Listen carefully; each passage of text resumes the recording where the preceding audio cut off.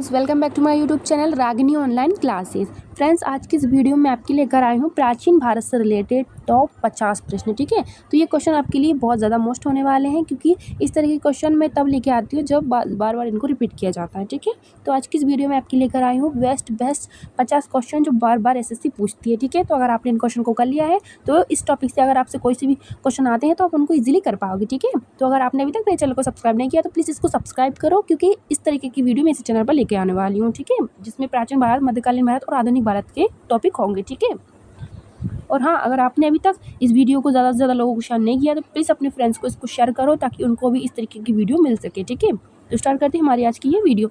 हमारा पहला क्वेश्चन है, सिंधु घाटी सभ्यता का प्रमुख बंदरगाह कौन सा था? तो जो सिंधु घाटी सभ्यता है उसका प्रमुख बंदरगाह था लोथल। ठीक है, और बंदरगाह का मतलब क्या होता है?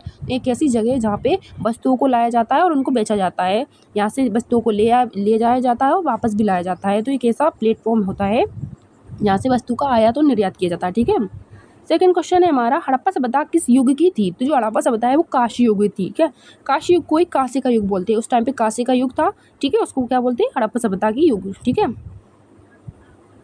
हमारा तीसरा क्वेश्चन है, मोहनजोदड़ो का अर्थ क्या है? तो जो मोहनजोदड़ो है उसका अर्थ है मृतकों का टीला। ठीक है, वेरी मोस्ट, ये क्वेश्चन बहुत बार पूछा गया है।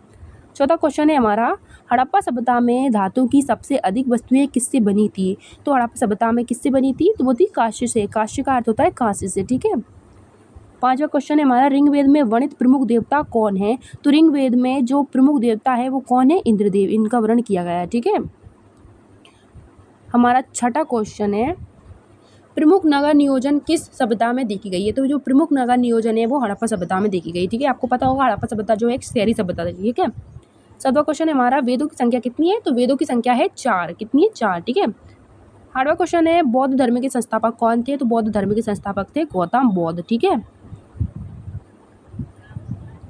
हमारा नवा क्वेश्चन है, गौतम बुद्ध का जन्म कहाँ हुआ था? तो जो गौतम बुद्ध है उनका जन्म हुआ था लुम्बिनी में। ठीक है, कहाँ हुआ था? लुम्बिनी में। लुम्बिनी कहाँ है? ये पड़ती है नेपाल में। कहाँ पड़ती है? नेपाल में। ठीक है, तो क्वेश्चन बच सकते हैं कि लुम्बिनी कहाँ पर है? तो ये नेपाल में। ठीक है, आप अच्छे से इसको देख लेना। फ्रेंड्स, अगर आपको मेरी वीडियो अच्छी लगे तो प्लीज़ इसको लाइक कीजिए, शेयर कीजिए, और ज़्यादा से ज़्यादा लोगों को इसको शेयर ही करना है आपको। ठीक है, तो 10वां क्वेश्चन है, बुद्ध ने अपना पहला उपदेश कहाँ दिया था? तो बुद्ध भगवान ने अपना पहला उपदेश दिया था सारनाथ में। अब सारनाथ कहाँ है? तो ये पड़ता है हमारा उत्तर प्रदेश में। ठीक है, उत्तर प्रदेश मतलब यूपी में। ठीक है, 11वां क्वेश्चन है, बुद्ध को ज्ञान प्राप्त कहाँ हुआ था? तो जो बौद्ध भगवान थे उनको ज्ञान प्राप्त कहाँ हुआ था? बोध गया में। और बोध गया पड़ता है बिहार में। कहाँ पड़ता है? बिहार में। ठीक है, बिहार में क्या है? बोध गया है। ठीक है, 12वां क्वेश्चन है हमारा, जैन धर्म के प्रवर्तक कौन थे? तो जो जैन धर्म है उसके प्रवर्तक कौन थे? महावीर स्वामी जी। ठीक है, 13वां क्वेश्चन है, महावीर का जन्म कहाँ हुआ था? तो जो भगवान महावीर थे उनका जन्म हुआ था कुंडलपुर में, और कुंडलपुर पड़ता है बिहार में। ठीक है, 14वां क्वेश्चन है, महावीर ने कौन सी भाषा में उपदेश दिए? तो भगवान महावीर ने प्राकृत भाषा में उपदेश दिए। प्राकृत भाषा का अर्थ होता है आम लोगों की भाषा। ठीक है, 15वां क्वेश्चन है, बौद्ध ग्रंथ त्रिपिटक किस भाषा में है? तो जो बौद्ध का ग्रंथ है उसका नाम है त्रिपिटक, जिसमें विनय पिटक, सुत्त पिटक और अभिधम पिटक तीनों आ जाते हैं। ठीक है, तो ये पाली भाषा में है। कौन सी भाषा में? पाली भाषा में। Very very very most. ठीक है, 16वां क्वेश्चन है, प्रथम बौद्ध संगति कहाँ हुई थी? जो प्रथम बौद्ध संगति वो थी राजगृह में। कहाँ हुई थी? राजगृह में। ठीक है, 17वां क्वेश्चन है, मौर्य वंश का संस्थापक कौन था? तो जो मौर्य वंश है उसके संस्थापक थे चंद्रगुप्त मौर्य। ठीक है, 18वां क्वेश्चन है, चाणक्य किसका गुरु था? तो जो चाणक्य थे वो चंद्रगुप्त मौर्य के गुरु थे। इन्होंने अपने शिष्य चंद्रगुप्त मौर्य को मगध का साम्राज्य सौंपा। ठीक है, घनानंद को हरवाया था और मगध का सम्राट बने थे। ठीक है, 19वां क्वेश्चन है, मगध की राजधानी क्या थी? तो जो मगध है इसके शासक कौन थे? चंद्रगुप्त मौर्य थे। तो इसकी जो राजधानी थी पाटलिपुत्र थी, जिसको अभी के टाइम पे पटना बोलते हैं। क्या बोलते हैं? पटना। ठीक है, 20वां क्वेश्चन है, अशोक ने किस युद्ध के बाद बौद्ध धर्म अपनाया? तो जो सम्राट अशोक थे उन्होंने कलिंग युद्ध के बाद, ये चंद्रगुप्त के कौन थे? पोते थे। ठीक है, जो चंद्रगुप्त था ना, अभी हमने पढ़ा है चाणक्य के शिष्य, उनकी जी पोते थे। कौन? अशोक। ठीक है, हमारा 21वां क्वेश्चन है, अशोक के शिलालेख किस लिपि में है? तो जो सम्राट अशोक के शिलालेख हैं वो ब्राह्मणी लिपि में है। ठीक है, 22वां क्वेश्चन है, गुप्त वंश का संस्थापक कौन था? तो जो गुप्त वंश है उसके संस्थापक थे श्रीगुप्त। ठीक है, वेरी मोस्ट, आप इसको अच्छे से देख लेना, ये वीडियो पूरी वेरी मोस्ट है आपके लिए। ठीक है, चंद्रगुप्त प्रथम की उपाधि क्या थी? तो जो चंद्रगुप्त प्रथम थी उन्होंने महाराजा अधिराज की उपाधि धारण की थी। ठीक है, 24वां क्वेश्चन है, गुप्त काल को किस युग के नाम से जाना जाता है? तो जो गुप्त काल था उसको स्वर्ण युग के नाम से जाना जाता है। किस युग के? स्वर्ण युग। ठीक है, 25वां क्वेश्चन है आर्यभट्ट किस काल में हुए थे। तो जो आर्यभट्ट थे खगोल शास्त्री वो किस काल में थे, तो वो थे गुप्त काल में। ठीक है। 26वां क्वेश्चन है नालंदा विश्वविद्यालय की स्थापना किसने की थी। जो नालंदा विश्वविद्यालय है उसकी स्थापना की थी कुमारगुप्त ने। अब आपको पता होगा नालंदा विश्वविद्यालय में क्या शिक्षा दी जाती है, तो इसमें बौद्ध धर्म से रिलेटेड शिक्षा दी जाती है। ठीक है, बौद्ध भगवान से रिलेटेड जो भी शिक्षा होती है इसमें दी जाती है। ठीक है।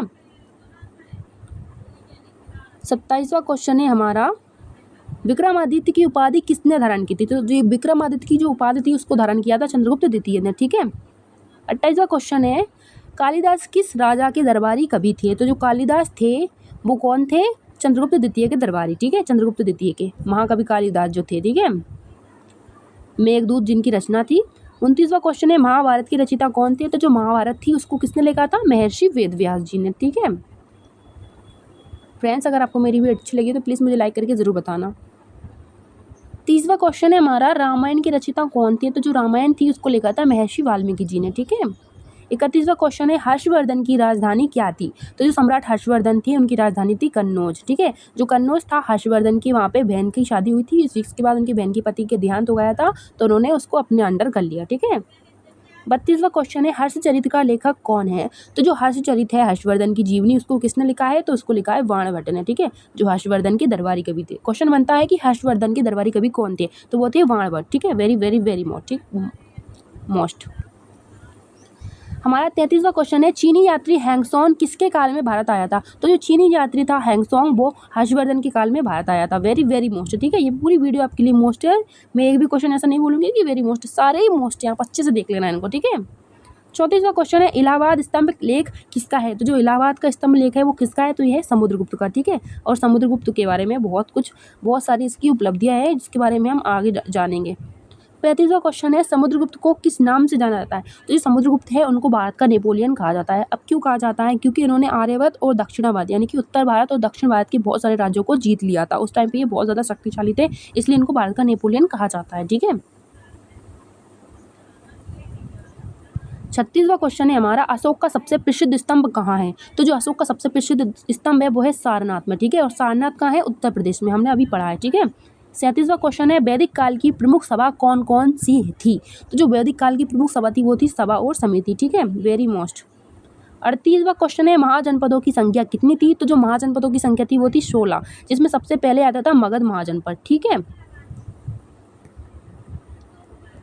39वां क्वेश्चन है बौद्ध ने महापरिनिर्वाण कहाँ प्राप्त किया था। तो बौद्ध भगवान ने महापरिनिर्वाण कुशीनगर में, जो बिहार में पड़ता है, वहाँ पे क्या किया था, महापरिनिर्वाण। महापरिनिर्वाण का अर्थ होता है मोक्ष प्राप्त हुआ था इनको, इनकी मृत्यु यहीं पे हुई थी। ठीक है। 40वां क्वेश्चन है बुद्ध की मूर्तियों में धर्मचक्र प्रवर्तन मुद्रा कहाँ की है। तो बौद्ध भगवान की जितनी भी मूर्तियां हैं उनमें धर्मचक्र प्रवर्तन की एक मुद्रा है, वो उत्तर प्रदेश के सारनाथ में हमें देखने को मिलती है, यानी कि वो आड़ी हुई है, यानी कि उनका मुख जो है लेटे हुए अवस्था में वो यहीं पे दिखाए गए हैं। आपको देखा होगा आपने, जब भी आप वीडियोज़ में देखते हो तो इस तरीके की मूर्ति आपको दिखाई जाएगी। आपने नहीं देखी है तो उनको सर्च करके देखना, धर्मचक्र प्रवर्तक की मूर्ति, तो आपको लेटी हुई अवस्था में दिखाई दे जाएगी। ठीक है, जिसमें वो ऐसी लगता है कि जैसे उनकी मृत्यु हो गई है। ठीक है। 41वां क्वेश्चन हमारा प्राचीन भारत में सातवाहन वंश का केंद्र कहाँ था। तो जो सातवाहन वंश थे प्राचीन काल में उनका केंद्र क्या था, महाराष्ट्र थी। ठीक है, महाराष्ट्र। बाद में उनको आंध्र प्रदेश की तरफ भेज दिया गया था।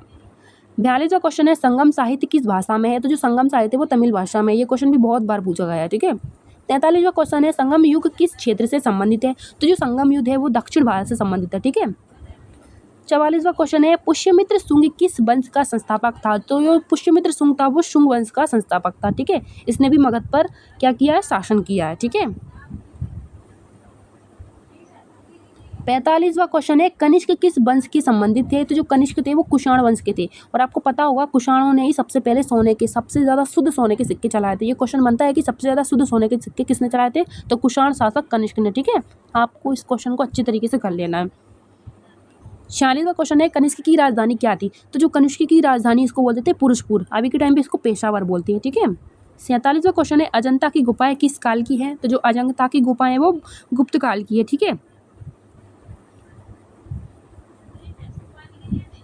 48वां क्वेश्चन है नटराज की मूर्ति किस देवता को दर्शाती है। तो जो भगवान नटराज है उनकी जो मूर्ति है वो शिव भगवान को दर्शाती है। ठीक है, आपने एनसीईआरटी की बुक में देखी होगी नटराज की मूर्ति, या फिर जो बॉक्स आते हैं ड्राम बॉक्स वगैरह उनके ऊपर बनी होती है। ठीक है।